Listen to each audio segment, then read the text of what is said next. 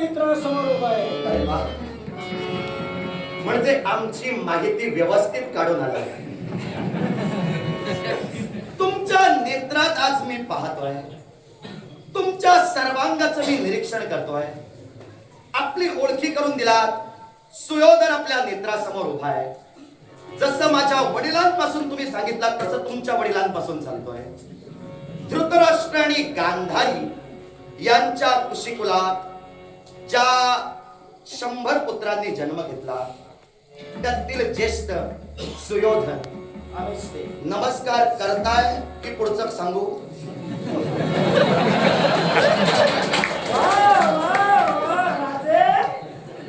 सुंदर बोलला. मी सुंदरच बोलतो. याला कारण आहे अपेक्षा तुमच्या वाढल्या. मी नतमस्तक होणार की नाही इतर शंकेची पाल मनात चुकचुकली. जर का आपण एखाद्या जवळ अपेक्षा करतो तर दुसऱ्याची सुद्धा अपेक्षा पूर्ण करणं एवढी तयारी माणसानं ठेवावी. कळलं असेल मी काय बोललो? मला काय सुयोधन, तुम्हाला काय म्हणायचंय? एकच. ऐका, तुम्हाला काय म्हणायचंय हे माझ्या बुद्धीनुसार मला कळलं, पण आता बोललो तर इथंच सगळं संपेल. सांगा. ऐक, मी नमस्कार करतोयस का असं विचारल्याच्या मुळाशी कारण आहे. काय? कारण राजकुमारांचा शिष्टाचार असतो.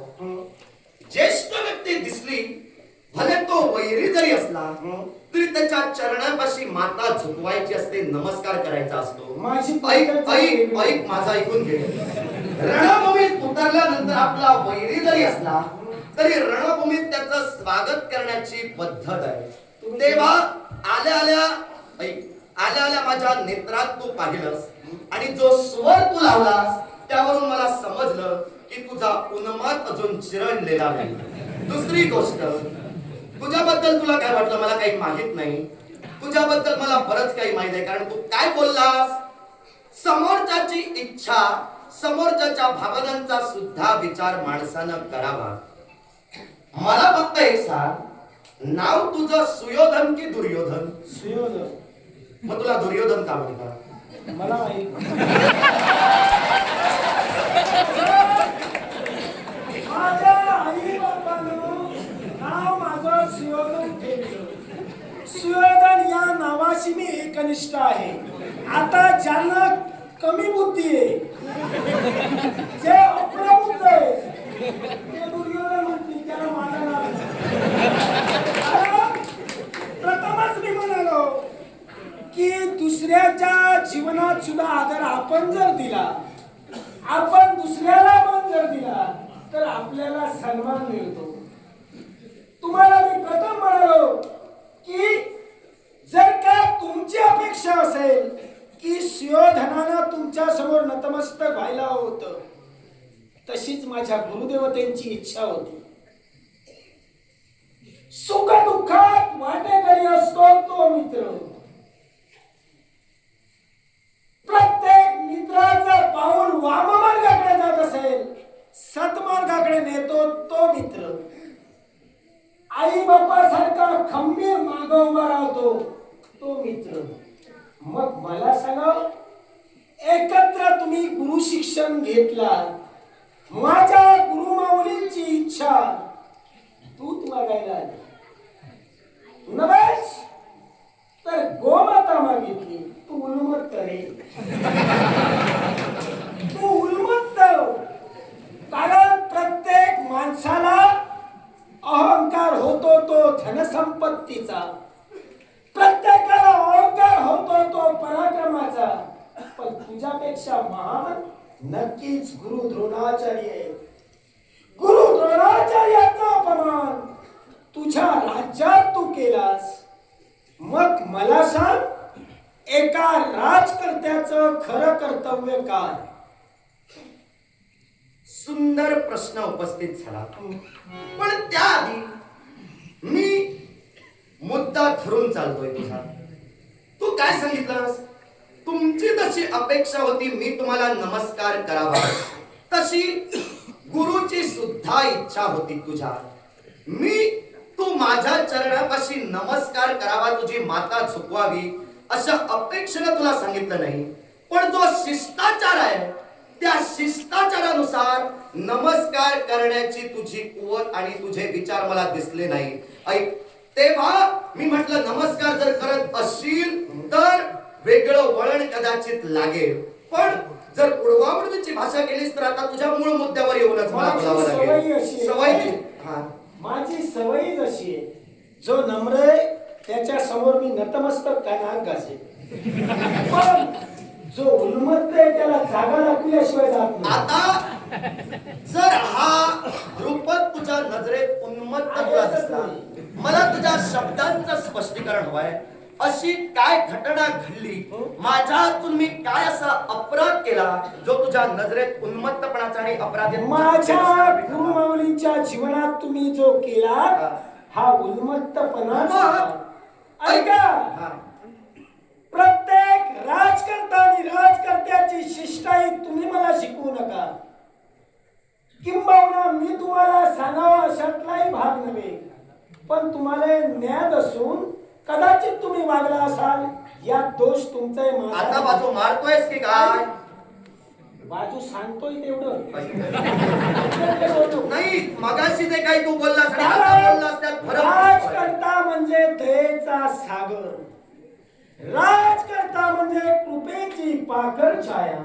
अरे वा, माणूस म्हणून जन्माला आलेला राजकर्ता म्हणे परमेश्वरी अंश असतो. मग तू माणुसकी का दाखवली नाहीस?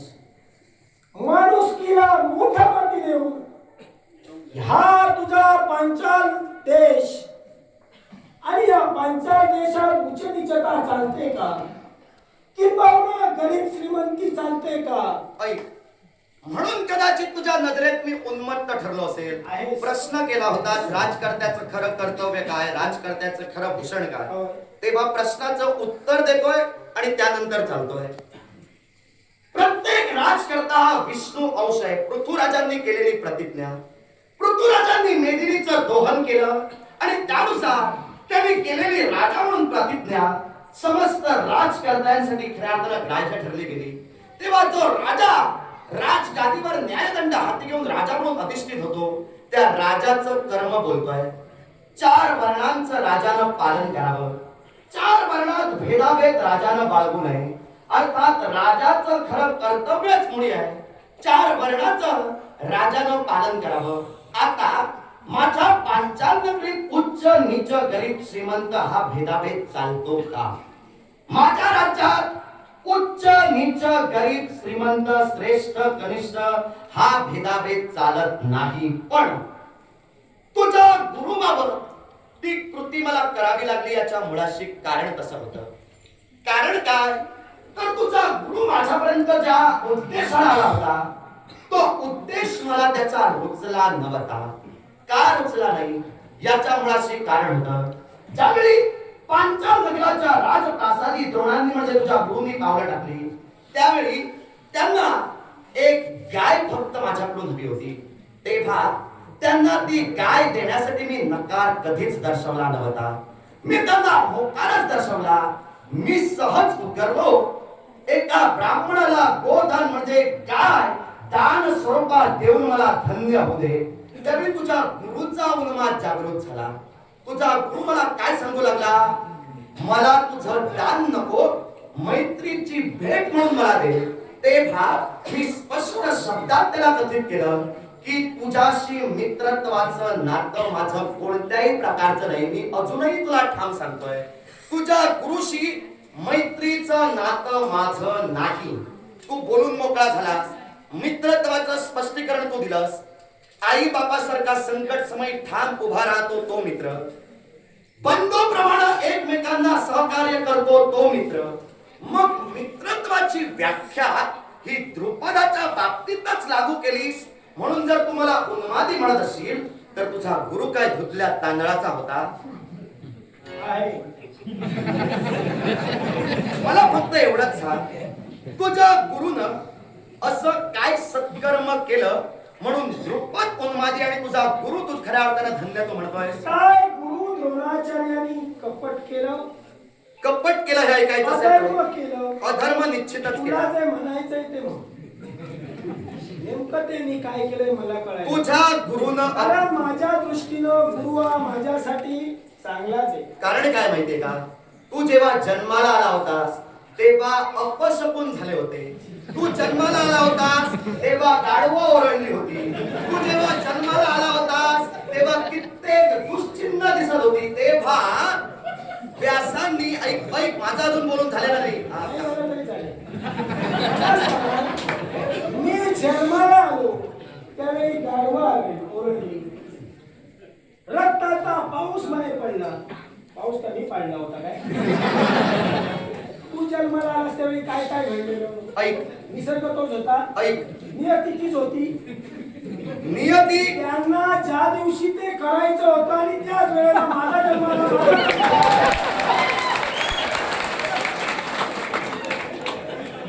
नियती कुणासाठी थांबत नाही, लक्षात ठेव. सुयोधन तू नियतीवर जाऊ नको आणि कुणाच्या वेंगावर बसू नको. काहीतरी सांगून बाजू काय मारू काय नको. बाजू?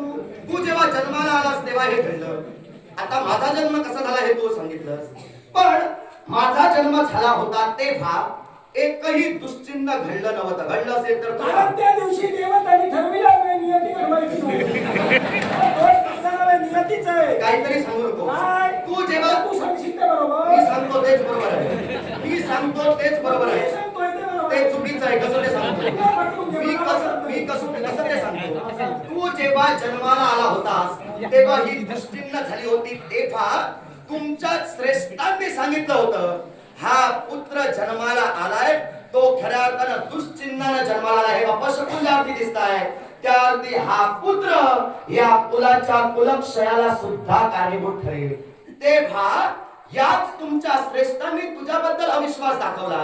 आता तू तुझ्या गुरुचा स्वाभिमान घेऊन माझ्याकडे आलास आणि तू जे बोलतोयस त्यावरून तुला दुर्योधन का म्हणतात हे आता मला समजलं. तू सांगण्याची गरज नाही. तेव्हा तू ज्यावेळी जन्माला आला होतास त्यावेळी हे सारे अपशकुन घडले होते आणि त्यामुळंच कदाचित तुझी बुद्धी ही कमी राहिली. ऐक तुझ्या प्रश्नाचं उत्तर देतोय. तू काय मला सांगितलंस, माझ्या गुरुनं काय असा अधर्म केला.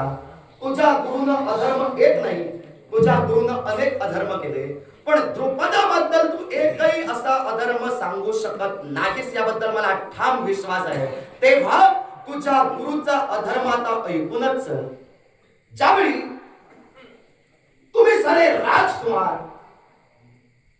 द्रोणांकडे शिक्षण घेत होता, द्रोणांनी तुमचं गुरुत्व ज्यावेळी स्वीकारलं त्यावेळी शिक्षण घेत असताना एक घडलेली घटना आता सांगशील तुला कसं समजेल. मी तुमची माहिती घेऊनच फिरतोय. तेव्हा एक घडलेली घटना, ती घटना कोणती तर गुरु हा निर्मळ प्रबोधन करणारा हवा. गुरुनं शिष्यांना हात सोडून द्यायचं असतं. तेव्हा द्रोणांनी केलेलं तुमच्या बाबतीतीलच कपट कदाचित तुला माहित नसेल, मी तुला सांगतो. कौरव आणि पांडव हे राजकुमार त्यांच्याकडे शिकत असताना तुमच्याच बरोबर त्यांचा पुत्र अश्वत्थामन शिक्षण घेत होता. हे विधान तुला मान्यच करावं लागेल कारण मी तुझ्याकडे प्रश्न सोडत नाही, तू सट्टेवर विषय घेशील. तेव्हा अश्वत्थामन सुद्धा त्या क्षणाला तुमच्या बरोबरच शिक्षण घेत होता. तेव्हा धनुर्विद्येचं शिक्षण ज्यावेळी तुम्हाला हे द्रोण देत होते त्यावेळी ते आपल्या पुत्राला आणि धनुर्धरी पार्थाला, ज्याला त्यांनी अजून तो धनुर्धर तसा झालेला नाही पण त्यांनी आशीर्वचन दिलेलं आहे विश्वातील तू सर्वश्रेष्ठ धनुर्धर होशील. तेव्हा त्या धनुर्धराला धनुर्विद्येचं गुप्त शिक्षण तुम्हाला डावलून त्यांनी दिलं. ते सुद्धा कोणत्या रीतीनं तर शिक्षण देत असताना साऱ्या राजकुमारांच्या हाती त्यांनी एक पात्र दिलं आणि त्या पात्रात जो कोणी गंगा तटावर जाऊन पाणी त्या पात्रात भरून घेऊन सर्वप्रथम त्यालाच हे ज्ञान दिलं जाईल अशी अट ठेवली गेली. तेव्हा ज्यावेळी धनुर्धरी पार्थाला समजलं की साऱ्यांची पात्र ही सम आहेत पण अश्वत्थामांच्या हाती असणारं पात्र हे लहान आहे. लहान आणि ते पात्र खोलगट असल्यामुळं त्यात पाणी स्थिर राहतं. पण तुमच्याकडे असणारं पात्र आणि अश्वत्थामांच्या हाती असणारं पात्र यात फरक आहे. त्यामुळं तुमच्यातील पाणी त्यांच्यापर्यंत येत असताना सांडतंय. तेव्हा धनुर्धारी पार्थाने म्हणजे त्या अर्जुनानं जेव्हा हे जाणलं, तेव्हा त्या अर्जुनानं गुरुकडून एक विद्या मिळवली होती, वारुणास्त्र. त्यानुसार त्याने त्यायोगे म्हणजे त्या अर्जुनानं त्या पात्रात पाणी भरून पहिल्यांदा दाखवलं. तेव्हा फक्त दोघांनाच धनुर्विद्येचं गुप्त ज्ञान, धनुर्विद्येचं ज्ञान ते सर्वांना देत होते, पण त्या पलीकडचं गुप्त ज्ञान हे दोघांनाच दिलं. मग एक गुरु जर आपल्या शिष्यात तुझा भाव निर्माण करतो, एक गुरु आपल्या शिष्यात जर ज्ञानार्जना बाबतीत दुभंगता निर्माण करतो, तर हा गुरु तुम्ही धर्माचा केला की अधर्माचा केला? स्पष्ट उत्तर दे. धर्माचा. कसा काय? आमच्यासाठी. अरे पण तुझ्या बाबतीत त्यानं काय केलं? काही करू दे. म्हणजे तू अप्रबुद्ध आहेस. म्हणजे तू अप्रबुद्ध आहेस. असू द्या. एक लक्षात ठेव. काय? तू बुद्धिवान आहेस, मी अप्रबुद्ध आहे, मान्य आहे. तू काय म्हणालास? द्रुपदांशी माझं मैत्रीचं नातं कुठंही नाही. मग राजे द्रुपद, तुम्ही शिक्षण कुठं घेतलं? मी शिक्षण घेतलं ते भारद्वाज ऋषींच्या आश्रमात. आणि द्रोणाचार्यांनी? त्याच आश्रमात. मग त्या ठिकाणी तुमचं मैत्रीचं नातं नव्हतं? मैत्रीचं नातं जर तू म्हणतोयस तर मैत्रीचं नातं नाही, तो माझा सहअध्यायी होता. असू नकोस काय तो सांग. कारण गुरु द्रोणाचार्याने आम्हाला सांगितलं. हा. कारण तुझ्या मनात कपट त्यावेळेपासून आहे. कारण ते तुला आपला मित्र मानायचे, पण असा कपटी मित्र जीवनात कुणाला मिळू नये. मी कपट काय केलं ते सरळ आणि स्पष्ट शब्दात सांग. मला सांग. काय? आता तू जर मित्रच नाही म्हणत असशील तर माझा तर तू काही बोलूच शकत नाही. कारण आहे. मला माहित आहे, मला माहित आहे तुझा महत्वाचा मुद्दा तो होताच. मी जर तुला होय म्हटलं तर तुझं तू पाजळणार. तेव्हा मी महत्वाचा मुद्दाच करून ठेवला, मी दिला नाही. आता तुला सांगतोय. कारण काय आहे, कसंही असलं तरी तू वातावरण निर्मिती करणार आहे. तेव्हा तुझ्याकडून काहीतरी अपेक्षा आहे. माझं सैन्य तू येताच जिथं प्रफुल्लित झालं, माझं सैन्य तू येता ज्या अर्थी प्रफुल्लित झालं त्या अर्थी तुझ्याकडून काहीतरी आशा आहे. तेव्हा जे घेऊन आलास ते आता मारून जाऊ नकोस. तो मित्र आहे, सांगतो, बोल काहीतरी.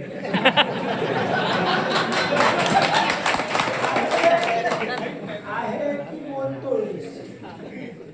मित्र आहे की नाही? मी माझं मत तुला स्पष्ट सांगितलेलं आहे. मग मित्र नसेल तर मला बोलायचं नाही. मला एकच म्हणायचंय, माझ्या गुरुमाऊलींचा तुम्ही अपमान केला. राजा म्हणून तुम्ही जर त्यांना अपमानित करू शकता, एका गरीबाला जर का तुम्ही मदत करू शकत नसाल, तर माझ्या दृष्टीनं तुम्ही राजा म्हणण्याच्या योग्यतेचे नाही. मग माझ्या दृष्टीनं घडलेला प्रसंग सविस्तर ज्ञात करण्यापूर्वी टीका करणारे तुम्ही आधी राजकुमार या पदाला पात्र नाहीत. कारण मी त्याला दान देण्यासाठी नाकारलं नव्हतं, पण तो द्रोण उतरला. मला तुझं दान नको, मला भेट हवी आहे. एका ब्राह्मणाचा कर्म बोलतोय. ब्राह्मणाला दान स्वीकारायला लाज वाटता गमा नाही. मग त्यानं ज्या अर्थी दान स्वीकारलं नाही, मी त्याला थेट नकार दर्शविला नाही. मी त्याला म्हणालो होतो की ब्राह्मणाला दान देण्याचं पुण्य मला मिळेल, पण त्याला ते घ्यायचं नव्हतं. यात माझी चूक नाही, तुझा गुरु खऱ्या अर्थानं करून नशिबी आहे. मग ज्या गुरुमाऊलींच्या शब्दा